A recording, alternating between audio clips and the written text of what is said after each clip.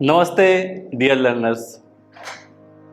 स्वयं प्लेटफॉर्म के study from still life course के दूसरे सप्ताह में आप सभी का स्वागत है। आज के दूसरे सप्ताह का विषय है element of art. Module title है एलिमेंट ऑफ आर्ट पार्ट 1। तो आइए बात करते हैं एलिमेंट ऑफ आर्ट पार्ट 1 के बारे में। और मैं अपने बारे में पुनः बताना चाहूँगा। मैं डॉक्टर लक्ष्मण प्रसाद, सहायक आचार्य, मंच एवं दृश्य कला विद्यापीठ, IGNOU, Bharat. Myself doctor Laxman Prasad, assistant professor, school of performing and visual art, IGNOU, Delhi, India. तो आइए बात करते हैं एलिमेंट ऑफ आर्ट कौन कौन से होते हैं और उनकी उपयोगिता क्या है। तो आइए जानते हैं एलिमेंट ऑफ आर्ट के बारे में। तो मैं बात करना चाहूँगा कला के तत्व। मैंने एलिमेंट ऑफ आर्ट की बात कही, हिंदी में जिसे कहते हैं कला के तत्व। कोई भी यदि आप चित्र देखते हैं, रेखांकन देखते हैं, किसी चित्रकार के अभिव्यक्ति देखते हैं, वास्तव में उसका अंकन इन 6 अंगों से ही होता है, इन 6 तत्वों से ही होता है, जो सिद्धांत के साथ मिलकर चित्र रचना करते हैं। तो क्या होते हैं वे तत्व, कैसे जाने? अभी तो ये परिभाषा था कि वास्तव में जो आप चित्र देखते हैं उसमें मूल रूप से कला के 6 तत्व का प्रयोग होता है, जो चित्र सृजन के सिद्धांत के साथ मिलकर चित्र रचना का निर्माण करते हैं। तो आइए देखते हैं 6 तत्व कौन कौन से हैं।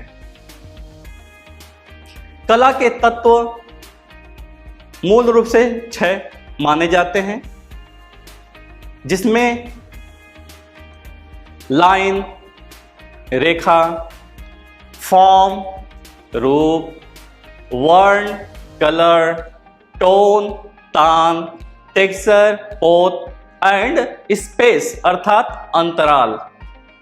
तो आपको मैंने बता दिया कि 6 तत्व कौन कौन से होते हैं। Line, form, colour, tone, texture and space. तो आपने देख लिया कि 6 तत्व इस प्रकार हैं। तो इसको विस्तार में आइए जानते हैं कि इनके विस्तार में रेखा क्या होता है, रूप क्या होता है, वर्ण क्या होता है, तान क्या होता है, पोत क्या होता है, वह अंतराल की क्या महत्ता होती है। आइए देखते हैं रेखा के बारे में, लाइन के बारे में। जब आप चित्र निर्माण करते हैं तो सबसे पहले आपके दिमाग में बिंदु आता है, उससे आप रेखाओं का निर्माण करते हैं। तो कुछ भी सर्वप्रथम अभिव्यक्ति करते हैं तो रेखा का प्रयोग तो होता ही होता है।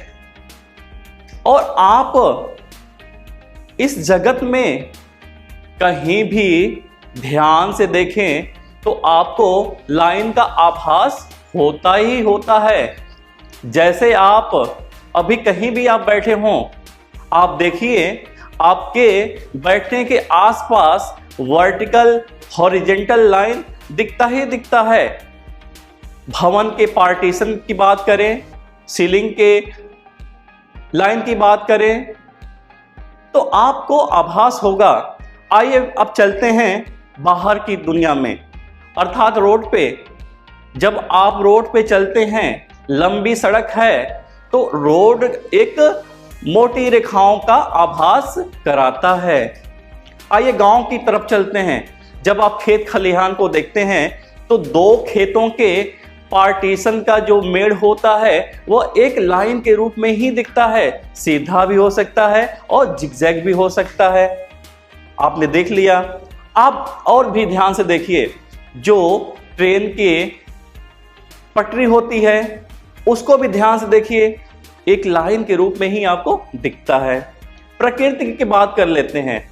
प्रकृति में जो पेड़ खड़े हैं वो क्या है, वर्टिकल फॉर्म में ही हैं। सड़क के किनारे जो खंभे खड़े हैं वर्टिकल लाइन का ही आभास कराते हैं। तो आपके आसपास रेखाओं का दर्शन होता है, आपको अनुभूत करने की जरूरत है। तो रेखा के बिना, लाइन के बिना बहुत सी पेंटिंग अधूरी ही प्रतीत होती है। यदि हमने कैनवस पे बहुत से रंगों को उड़ेल दिया, फ्लो कर दिया, जब तक कि एक लाइन का अंकन न करें तो उसमें वो सौंदर्य प्रतीत नहीं होगा, अर्थात जान उस पेंटिंग में नहीं आएगी। ये कह सकते हैं कि किसी भी पेंटिंग की जो ब्यूटी है वह लाइन के द्वारा ही आती है। हमारे भारतीय चित्रों की भी विशेषता यही रही है, रेखा को प्रधान माना गया है। विष्णु धर्मोत्तर पुराण के चित्रसूत्रा में भी रेखा को बहुत ही महत्व दिया गया है। विद्वानों का तो यह भी मत था कि जिस चित्र में रेखा के सौंदर्य का अच्छा दर्शन होगा, लाइन अच्छी होगी, क्वालिटी लाइन की अच्छी होगी, वह चित्र उत्तम माना जाएगा, उत्तम होगा। तो लाइन के बारे में आपको थोड़ा सा मैंने ये जानकारी दे दिया। आइए एक परिभाषा के रूप में देखते हैं कि लाइन का डेफिनेशन क्या होता है। जैसा कि आप ने मैथ के क्लास में ही पढ़ा होगा, जब लाइन का आपको चैप्टर अध्ययन के लिए बोला गया होगा या पढ़ाया गया होगा। मैथ की भाषा में हम बात करते हैं, मैथमेटिक्स की भाषा में बात करते हैं, बिंदुओं के चलने से रेखा का निर्माण होता है। आप डॉट डॉट डॉट डॉट कहीं भी किसी भी सरफेस पे पेन से, पेंसिल से, किसी भी माध्यम से आप डॉट डॉट का अंकन करें तो आप देखेंगे कि एक लाइन का ही निर्माण होता है। उसको परिपक्व और करने के लिए, गाढ़ा करने के लिए फाइनल उसी बिंदुओं पे एक हम बिंदुओं को मिलाते हुए चले जाते हैं। तो इससे सिद्ध हो गया कि बिंदुओं के चलने से रेखा का निर्माण होता है। दूसरे परिभाषा में देखते हैं कि दो बिंदुओं को जब मिला दिया जाता है तो रेखा का निर्माण होता है। अब आइए देखते हैं रेखा के कितने प्रकार होते हैं। अभी तो बात हुई रेखा के जर्नी के बारे में, रेखा कहाँ कहाँ विद्यमान है, कहाँ कहाँ लाइन का आभास आप कर सकते हैं। तो बात करते हैं रेखा के प्रकार के बारे में। सीधी रेखा दो तरह की होती हैं, एक वर्टिकल होता है, एक हॉरिजेंटल होता है। वर्टिकल लाइन सीधी लंबवत रेखा, पड़ी हुई रेखा horizontal line, vertical line horizontal line. कोणीय रेखा एंगल्स लाइन, कोई भी हो सकता है कोणीय रेखा, 45 डिग्री एंगल पे भी हो सकता है, 90 डिग्री पे भी हो सकता है, 35 पे भी हो सकता है। तो मैंने पहले वीक के वीडियो में भी बताया था 45 एंगल पे कैसे सेटिंग करते हैं रेखाओं के माध्यम से। कर्णवत रेखा, चक्राकार रेखा, स्पाइरल लाइन, चक्राकार स्पाइरल लाइन। तो आपने देखा रेखा के इतने प्रकार, vertical line, horizontal line, angles line, spiral line. इत्यादि। तो आइए बात करते हैं अगली तरह से रेखा के क्या भाव हैं। रेखा का प्रयोग कैसे करते हैं, रेखा का प्रयोग कहां कहां होता है। यूज ऑफ लाइन मतलब लाइन का प्रयोग हम कहां कहां करते हैं। पहले सप्ताह के वीडियो 1, वीडियो 2 में भी मैंने स्केचिंग, ड्राइंग, पेंटिंग आदि की बात कही थी। तो रेखाओं का प्रयोग स्केचिंग में होता है, ड्राइंग में होता है और पेंटिंग में होता है। स्केचिंग वस्तु, प्रकृति, मानवाकृति, भवन एवं जीव जंतु। तो जब स्केचिंग करते हैं उस समय लाइन की क्वालिटी क्या होनी चाहिए, मैंने बताया था पहले वीक के वीडियोस में। कम समय में, कम लाइन में वस्तु के बाह्य आकार को बना देना ही स्केचिंग कहलाता है। तो स्केचिंग में जो रेखा की क्वालिटी होगी उसमें गति होगा, लय होगा, फोर्स होगा, उसमें टोन भी होगा, रेखा चलाने का मुद्रा भी होगा। इसी प्रकार बात करते हैं ड्राइंग की। तो मैंने बताया था पहले भी सप्ताह 1 के दोनों वीडियोस में, स्केचिंग का अगला पड़ाव ड्राइंग होता है, जिसमें छाया प्रकाश की मात्रा होती है। जिस वस्तु को बनाने में आयाम को दिखाया जाए टोन के माध्यम से, वह ड्राइंग कहलाता है। तो ड्राइंग में लाइन की क्वालिटी क्या होनी चाहिए। ड्राइंग में जब हम शेडिंग करते हैं तो लाइन, जब लाइट टोन की बात करते हैं तो वहाँ सॉफ्ट लाइन चलनी चाहिए। मिडिल टोन की बात करें वहाँ थोड़ी सी हार्ड लाइन चलनी चाहिए, अर्थात उसका टोन ज़्यादा होनी चाहिए। जब डार्कर की बात करें, डार्कर टोन की बात करें, वहाँ पे लाइन की ब्यूटी अलग होनी चाहिए, अर्थात डार्क, गाढ़े रेखाओं का प्रयोग होना चाहिए। तो ऐसे ही आप ड्राइंग स्टिल लाइफ कर सकते हैं।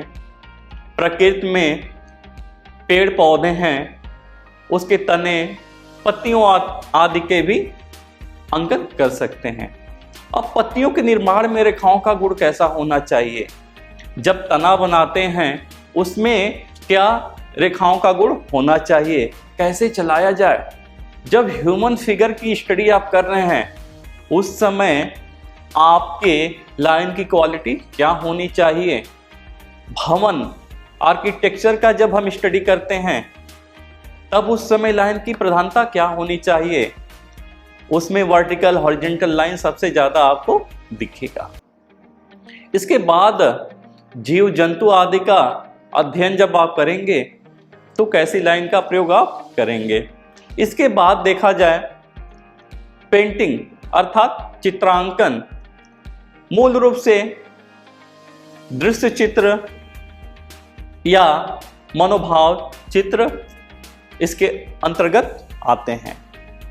जब आप लैंडस्केप पेंटिंग करते हैं जिसका माध्यम पेंसिल हो या जल रंग हो, तो उस समय रेखाओं की क्या प्रधानता होनी चाहिए। तो आपने देखा रेखाओं का प्रयोग कहाँ कहाँ करते हैं। स्केचिंग में करते हैं, ड्राइंग में करते हैं और चित्रांकन में करते हैं। तो आपने देख लिया, समझ लिया कि रेखाओं का प्रयोग कैसे करना चाहिए और कहाँ कहाँ करते हैं। अब बात करते हैं रेखाओं को खींचने का माध्यम क्या क्या होता है और क्या होना भी चाहिए। कैसे आप खींच सकते हैं कोई भी लाइन, किन माध्यमों से खींच सकते हैं। तो जब बचपन में आप कोई भी अक्षर, कोई भी रूप का अंकन करना स्टार्ट किए होंगे, सबसे पहले घर के सदस्य, मदर, फादर, कोई भी हो सकता है, वो आपको पेंसिल ही देता है। मतलब पहला माध्यम पेंसिल ही होता है, कोयला होता है, पेन, मार्कर, तूलिका, या कह लीजिए कोई भी कठोर नुकीला वस्तु। तो बात करते हैं, इन माध्यमों से अलग अलग तरह के प्रभाव उत्पन्न होते हैं। पेंसिल से जब लाइन खींचेंगे उसका प्रभाव अलग होगा, पेन से जब लाइन खींचेंगे तो उसका प्रभाव अलग होगा, मार्कर पेन से जब रेखाओं का निर्माण करेंगे उसका इफेक्ट अलग होगा, तूलिका से जब खींचेंगे तो उसका इफेक्ट अलग होगा। सबसे सुंदर पेंसिल से जब रेखांकन लाइन खींची जाती है उसमें टोन दिखता है, उसमें सॉफ्ट हार्ड दोनों रूप दिखता है, उसकी गति अच्छी होती है। पेन में क्या है, इक्वल टोन का दर्शन होगा, उसमें हल्का गहरा नहीं होगा। लेकिन जैसे हम पेंसिल चलाते हैं एक गति में तो हल्के से गहरे की तरफ वो अपना अक्स छोड़ेगा। पेन में क्या होता है कि इक्वलिटी, इक्वल लाइन के टोन का प्रभाव छोड़ता हो। मार्कर का भी वही हाल है। तूलिका में भी अलग हो सकता है। तूलिका में क्या है कि आप जल रंग से यदि लाइन खींचते हैं तो उसमें टोनल ग्रेडेशन होता है, मतलब टोन का दर्शन होता है। तो ऐसे कोयला का भी है, कोयले से भी जब आप कोई भी लाइन खींचते हैं तो पेंसिल जैसा ही प्रभाव छोड़ता है। अब आइए बात करते हैं, आपने माध्यम की बात कर ली, लेकिन उस माध्यम से कहां लाइन खींचेंगे, उसका आधार तल क्या होगा। तो रेखा खींचने का आधार तल कौन कौन से हो सकते हैं। कागज, कपड़ा, दीवार, कैनवस, कार्डबोर्ड, प्लाई इत्यादि। बात सबसे महत्वपूर्ण यह है, जिन आधार तल पे आप रेखाओं का अंकन करेंगे, रेखा खींचेंगे, सबका प्रभाव अलग होगा।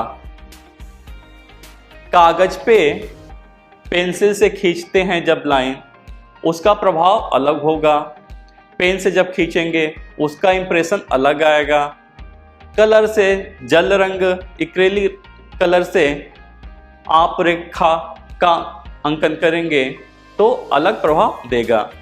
दीवार पे भी वैसे ही है। दीवार पे पेंसिल का टोन अलग होगा, कलर का टोन अलग होगा। ऐसे ही कैनवस हो गया, प्लाई बोर्ड हो गया, कार्डबोर्ड इत्यादि। तो सभी आधार तल अपने प्रभाव छोड़ते हैं माध्यमों के साथ। आइए बात करते हैं रेखाओं की प्रकृति कैसी होनी चाहिए। लयात्मक, गतिशील, तानयुक्त, सरस, भावपूर्ण। अब बात करते हैं रूप के बारे में, जो दूसरा तत्व है। इसकी परिभाषा की बात हम करते हैं। रूप वह क्षेत्र या स्थान है जिसका अपना निश्चित आकार तथा वर्ण होता है। आप प्रकृति में देखेंगे हर वस्तु का रूप अलग अलग होता है। प्रकृति ने ऐसा ही बनाया है, चाहे वह मानव निर्मित हो या प्रकृति निर्मित हो। तो सबके रूप अलग होते हैं, उसका अपना एक आकार होता है, अपना एक रंग होता है।